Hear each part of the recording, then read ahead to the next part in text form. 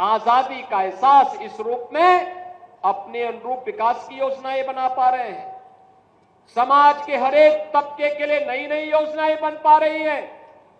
कोई सोचता था आज से 10 साल पहले कि हरदोई में भी हरदोई का मेडिकल कॉलेज होगा, लेकिन आज हरदोई में मेडिकल कॉलेज बन करके चालू हो गया है। अब नर्सिंग कॉलेज भी वहां बनने जा रहा है। कोई सोचता था हरदोई के अंदर, हरदोई से पश्चिम में मेरठ और दिल्ली को जोड़ने के लिए और इधर प्रयागराज से जोड़ने के लिए एक ग्रीनफील्ड एक्सप्रेसवे मिलेगा, लेकिन गंगा एक्सप्रेसवे सर्वाधिक दूरी आपके हरदोई जनपद में तय कर रही है। 99 किलोमीटर की दूरी। याद करना, हरदोई से दूरी दिल्ली की दूरी को भी कम करेगी और साथ साथ प्रयागराज की दूरी को भी और काशी की दूरी को भी कम करने में सहायक होगी। विकास के नए नए कार्यक्रम आगे बढ़ेंगे, नए निवेश आएंगे। पीएम मित्रा टेक्सटाइल पार्क यहीं बनने जा रहा है, इसी जनपद की सीमा पर बनने जा रहा है। पीएम मित्रा टेक्सटाइल पार्क का मतलब लाखों नौजवानों के लिए नौकरी और रोजगार की सुविधा आप ही के जनपद में प्राप्त होगी। वैसे भी मैं मलावा का टेक्सटाइल देख रहा था, कितना शानदार यहां की कारीगरी है, कितना शानदार तरीके से यहां की बुनकरी है और कितना अच्छा कपड़ा का कार्य यहां पे होता है। लेकिन जब टेक्सटाइल पार्क बनेगा तो इनके हुनर को भी काम मिलेगा और साथ साथ यहां के नौजवानों को, जो लोग अब तक कार्य के लिए पंजाब जाते हैं, सूरत जाते हैं, उन्हें वहां नहीं जाना पड़ेगा, बल्कि अन्य देश भर के लोगों को रोजगार के लिए आपकी हरदोई में आना पड़ेगा। बहनों और भाइयों, मैं यहां पे भी था और यहां पर मैं देख रहा था विकास के लिए। आंसू जी कह रहे थे, अशोक रावत जी भी कह रहे थे कि यहां की कनेक्टिविटी ठीक हो जाए तो और पर्यटन बढ़ेगा और पक्षी विहार के लिए भी। बहनों और भाइयों, महाराजा नरपत सिंह की इस पावन धरा पर जो तालाब है, पक्षी विहार के रूप में सरकार इसको विकसित करेगी, इसको बेहतर कनेक्टिविटी के साथ जोड़ेगी, बेहतर कनेक्टिविटी होगी। याद करिए, ये डबल इंजन की सरकार है। डबल इंजन की सरकार विरासत का भी सम्मान करती है और विकास को भी आगे बढ़ाती है। और विरासत और विकास का यह अद्भुत संगम आपने भी देखा होगा प्रयागराज महाकुंभ के अवसर पर। देखा ना, उत्तर प्रदेश की सामर्थ्य दुनिया देख रही थी। 66 करोड़ से अधिक श्रद्धालु देश भर से आ जाए। जो लोग कहते हैं भारत के बारे में कि भारत में लोग गंदे रहते हैं, जो लोग कहते हैं, जो लोग बदनाम करते थे हमें कि हम जाति के नाम पर बटे हैं, क्षेत्र के नाम पर बटे हैं, भाषा के नाम पर बटे हैं, तमाम वादों के आधार पर बड़े हैं, इनकी आंखों को खोलने के लिए महाकुंभ पर्याप्त है। ये लोग जा करके देखें, एक ही संगम की त्रिवेणी में हर जाति के लोग, हर क्षेत्र के लोग, हर भाषा के लोग एक ही साथ स्नान करते थे। कोई भेद नहीं था, न जाति का भेद था, न क्षेत्र का भेद था, न भाषा का भेद था, न संप्रदाय का भेद था। एक भारत श्रेष्ठ भारत का इतना अच्छा उदाहरण अन्यत्र देखने को नहीं मिलेगा। मां गंगा का आशीर्वाद भी मिला, मां यमुना का आशीर्वाद भी मिला, मां सरस्वती का आशीर्वाद भी मिला, और जो आया अभिभूत होकर के गया। याद करिए, भारत से तो लोग आए ही, दुनिया के 100 से अधिक देशों के लोग भी आए। हर व्यक्ति के मन में एक ही भाव था, जो देशी था, जो भारत का था, वह तो कहता था कि वाह, एक बार बस संगम में डुबकी लगाने का अवसर मिल जाए, पुण्य स्नान का सौभाग्य मिल जाए। और जो विदेशी थे वे भीड़ को देख करके अभिभूत थे। इतनी बड़ी भीड़ इतने उत्साह के साथ एक आयोजन के साथ सहभागी बन रही है। बहनों और भाइयों, ये तब होता है जब सारे लोग एक दिशा में सोचते हैं, एक साथ चलते हैं, एक साथ विरासत पर गौरव की अनुभूति करते हैं।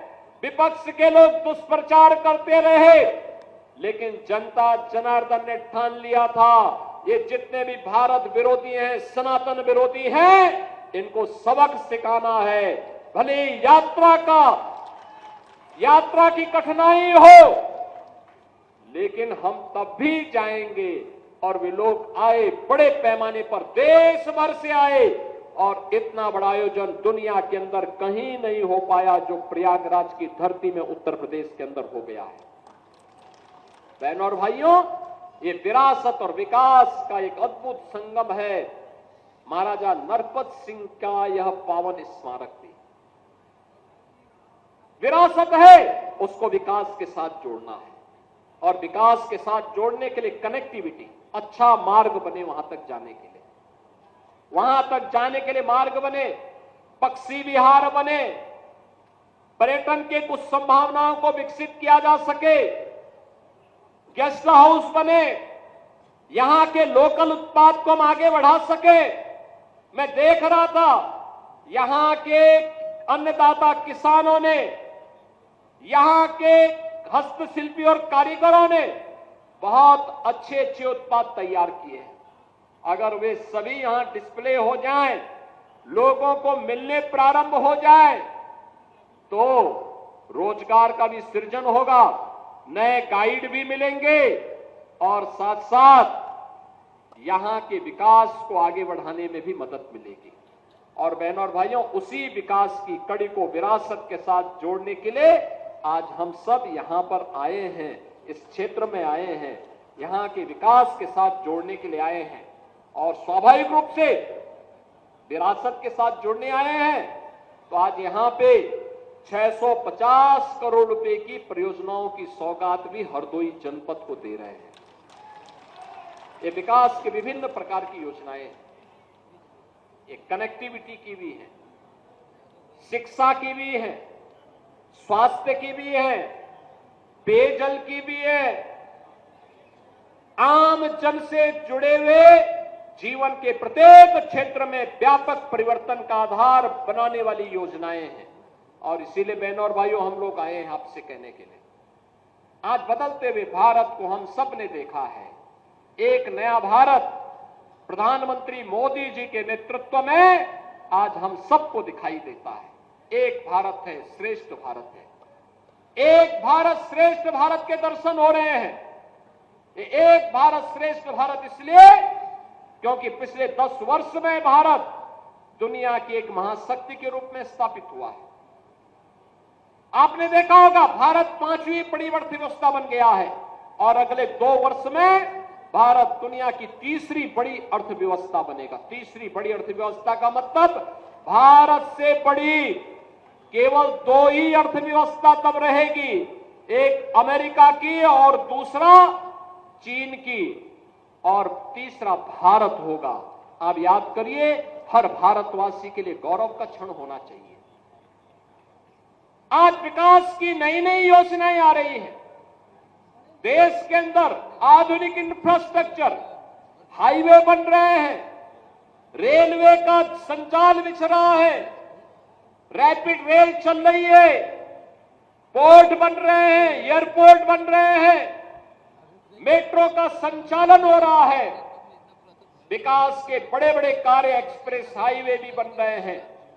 और जब सुरक्षा का बेहतर वातावरण होता है,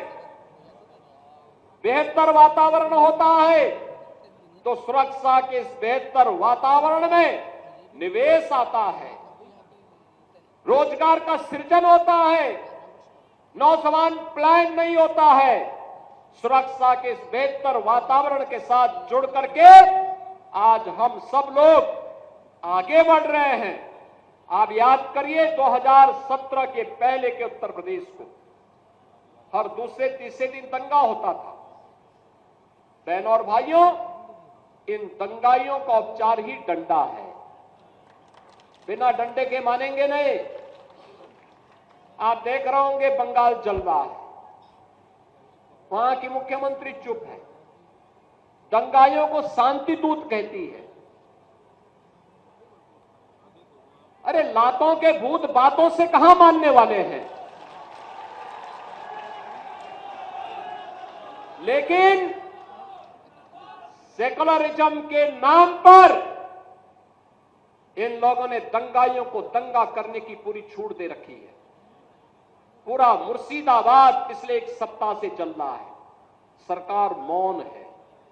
बहनों और भाइयों, इस प्रकार की अराजकता पे लगाम लगनी चाहिए और मैं धन्यवाद दूंगा इस बात के लिए वहां की माननीय न्यायालय को, जिन्होंने वहां पर केंद्रीय बलों की तैनाती करके वहां के अल्पसंख्यक हिंदुओं की सुरक्षा की व्यवस्था करने के लिए कदम उठाया है और आज केंद्रीय बल वहां पर तैनात है। आपने वहां की पीड़ा सुनी होगी। सब लोग मौन है। कांग्रेस मौन है मुर्शिदाबाद के दंगों पर, कांग्रेस मौन है, समाजवादी पार्टी मौन है, टीएमसी मौन है। वे धमकी पे धमकी दिए जा रहे हैं, समर्थन कर रहे हैं। बांग्लादेश के अंदर जो हुआ था उसका समर्थन कर रहे हैं बड़ी बेशर्मी के साथ। अगर उन्हें बांग्लादेश अच्छा लगता है तो उनको बांग्लादेश ही जाना चाहिए। क्यों भारत की धरती पर बोझा बने हुए हो? क्यों भारत की धरती पे बोझा बने हुए हो? हम आभारी हैं प्रधानमंत्री मोदी जी के और गृह मंत्री अमित शाह जी के, जिन्होंने वक्फ संशोधन अधिनियम को पारित करके गरीबों की जमीनों पर, सार्वजनिक जमीनों पर पड़ने वाली डकैती पर लगाम लगाने का काम इस अधिनियम, संशोधन अधिनियम के माध्यम से पारित किया है। अब ये जमीन जो वापस आएगी, बहनों और भाइयों, इसमें हॉस्पिटल बनेंगे, इनमें गरीबों के लिए मकान बनेंगे, हाई राइज बिल्डिंग बनेगी, यहां पर स्कूल बनेंगे, विश्वविद्यालय बनेंगे, निवेश के लिए लैंड बैंक बनेगा। लेकिन किसी को जमीन पर कब्जा करके गुंडागिर्दी करने की छूट अब नहीं मिलेगी। इसलिए ये लोग परेशान हैं, क्योंकि जमीन के नाम पर जो लूट थी वह रुकने वाली है और उसलिए इन लोगों को परेशानी है। परेशानी इस बात को लेकर के कि अब गुर्गे खाली हो जाएंगे। तो पहले जो जनता को लूटते थे, इनको अब भय है कि इनके द्वारा पाले गए गुर्गे कहीं भस्मासुर हुए तो कहीं अब इन्हीं को न लूटने लग जाएं। इनके द्वारा अकूत संपत्ति जो अर्जित की गई है उसी पर डकैती न डालने लग जाए। इसलिए उस भय के कारण ये वक्फ के नाम पर जनता को बेवकूफ बनाने का काम कर रहे हैं, जनता के आंखों में धूल झोंकने का काम कर रहे हैं, गुमराह करने का काम कर रहे हैं। लेकिन गुमराह होने की आवश्यकता नहीं।